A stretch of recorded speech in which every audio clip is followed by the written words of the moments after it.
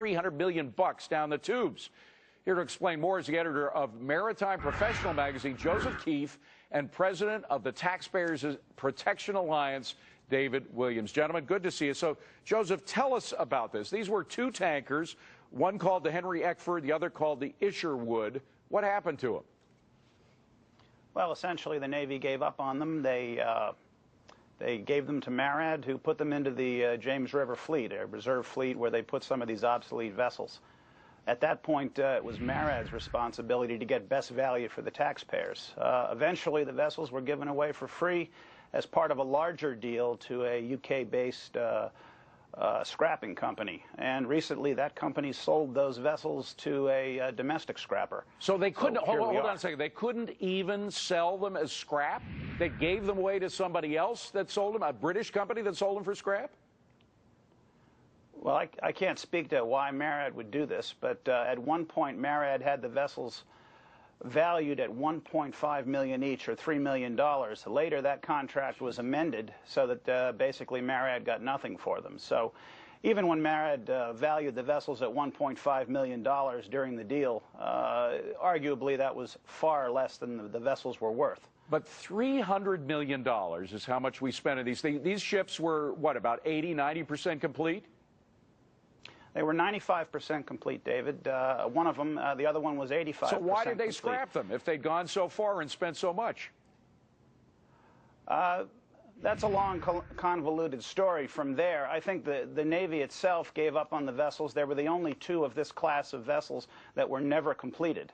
At the point gave them to MARAD, it became more of a I would say, a task of trying to get best value for the taxpayers. Yeah, well, they ended up getting zero value for the taxpayers. David, how often does this sort of thing happen? Well, we see it happen more and more. And with this particular issue, there are a lot more questions than answers, such as, was there a contract to build these ships? And if there was, why wasn't that contract, why didn't they fulfill that contract? And why were there two empty ships at the cost of $300 million? And David, you mentioned, what other projects? Boy, we've seen an indoor rainforest in Iowa. $50 million was spent on it, and they scrapped that. A teapot museum in North Carolina, $500,000. So we're not talking about the $300 million in the Navy. I mean, that's a huge amount. But if you look at it from another perspective, David, it's that $300 million in a budget of $600 billion. It's easy to get that lost in a budget that big. So I think there are a lot of reasons why this happens, and we see it more and more in a defense bill, is where you stick these projects and they kind of just disappear into the ether. But you know, David, really the amazing thing, happens. the overall message here is how inefficient government spending is. And we think of what stories we are going to hear years from now. After all, these ships were requisitioned back in 1985. Think of years from now, how many of these inefficiencies, these lost projects that are obsolete before they're completed, we're going to find out came out of the stimulus program.